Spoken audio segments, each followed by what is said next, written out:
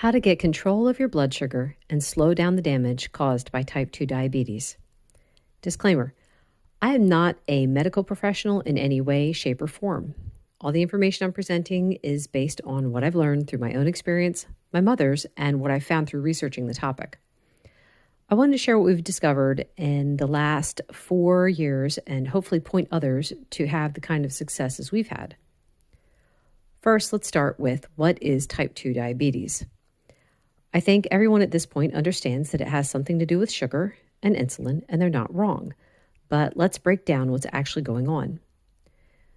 Your body was created to take the food you eat and turn it into energy or store what's not needed. There are 3 macronutrients that are used for energy: fat, carbohydrates, and protein. For many of us, we grew up with the food pyramid, which emphasized getting the bulk of our energy from carbs in the form of grains, fruits, and vegetables. Protein was considered important, but should be limited in the form of animal products, and it was recommended that fat be limited as much as possible. But there's some information being left out of those guidelines, and it's common knowledge among the health professionals. Carbs, while encouraged for good health, also raise your blood sugar. But why and how does that happen? Carbs, all of them, turn into glucose or sugar in the bloodstream. When you eat any kind of food, your body will produce insulin from the pancreas. Insulin is like a key, unlocking the cells to allow the energy or sugar to enter. Insulin is also the fat storage hormone. It tells the cells to hold on to the fat. Fat and protein also require insulin, but it's a very small release. If you're eating a diet according to the standard recommendations of low fat and low protein, you are likely eating a high carb diet. The pancreas is pumping out insulin at high rates to try and get the sugar into the cells and out of the bloodstream. Over time, the cells become too full and cannot accept any more sugar, so the sugar remains in the system. What does that do? Sugar in the blood is like little shards of glass, cutting as it goes. This is why many people who have had diabetes for a long time can go blind or have damage in their toes, feet, and legs, also known as neuropathy. They can also have a vast amount of kidney damage and heart damage. So, the doctor will put people on different medications to try and bring down the amount of sugar in your blood.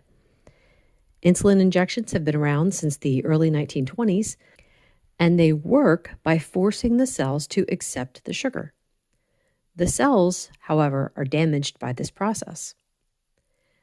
Then there's metformin, which tells the liver to stop pumping out glucose as a natural function. Even if blood sugar can be stabilized through these methods, the damage is still ongoing because there is a blood sugar spike anytime carbs are eaten. What does it mean to have a spike in your blood sugar? Everything that you eat will cause your blood sugar to rise. For fat and protein, it's a very minimal rise. For all carbs, you will get a rise also. It just depends upon how metabolically healthy you are. Anything over a 30-point rise is considered a spike.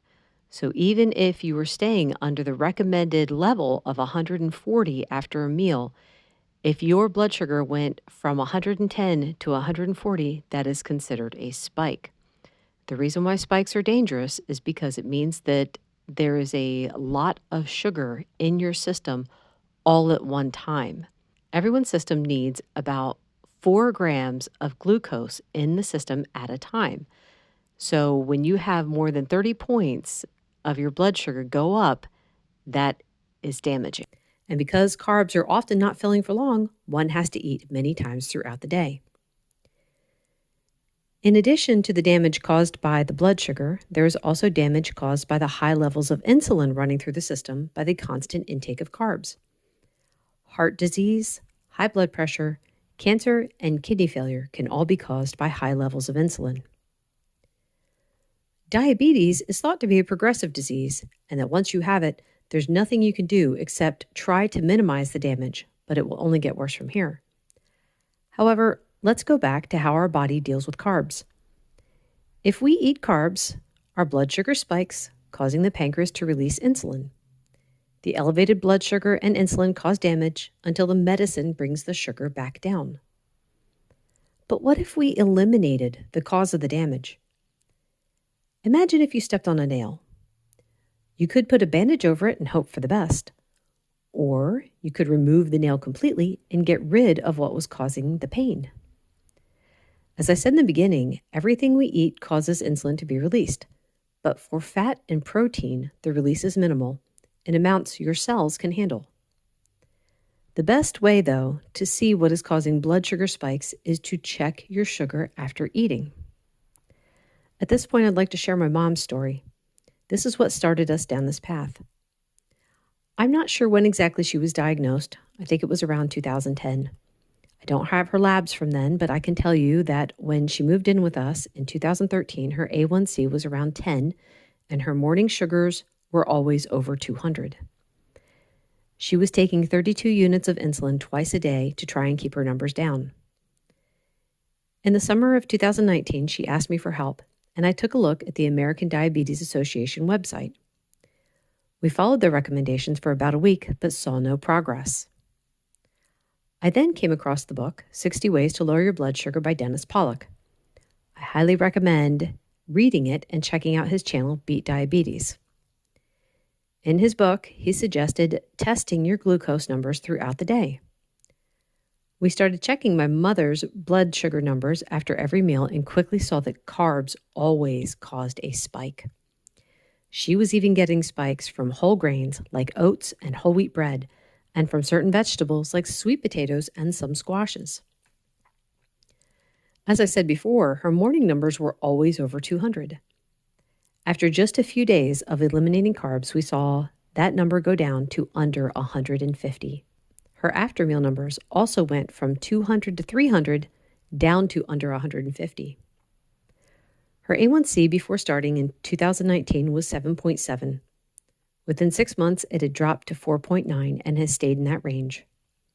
The twice-a-day insulin shots are gone. Over the course of a year, she slowly dialed down the amount she was taking until she was off it completely. So what does her diet look like? Plenty of eggs, cheese, meat, coffee, and some dairy like heavy cream, sour cream.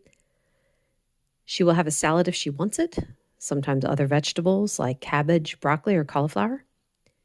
She avoids foods that she knows will cause a spike for her. She is pretty sensitive, so her results might be different from other people.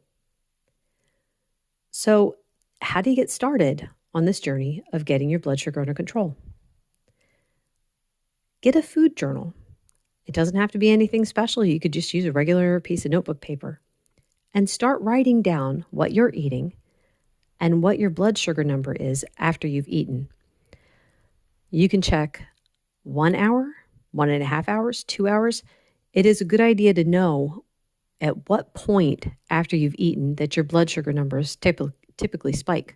For my mom, it's between 1.5 to 2 hours. In the beginning, you'll test a lot, so you can get an idea of how long it takes. You also want to start testing as soon as you get up in the morning.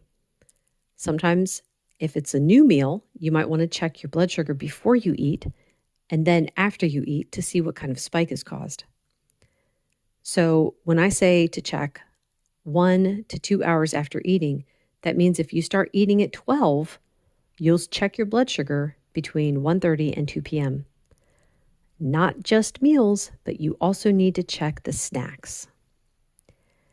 As you gradually start to get your numbers under control, you'll possibly need to work with your doctor to help you with your medications because they may need to be dialed down or removed completely.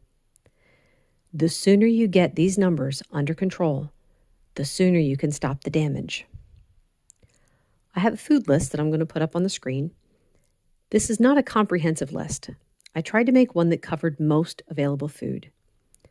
You might notice that there's no bread, potatoes, rice, or other starches. These foods are known to turn into sugar very quickly in the bloodstream. If it's not on the list and you still want to have it, check your sugar after eating it. You'll also notice that I don't have any coffee, tea, or any kind of diet soda, diet candy, or diet treats listed. That's because it will be up to each individual if you want to have these things, again, check your blood sugar. For my mom, any kind of gum or candy with xylitol in it will raise her sugar.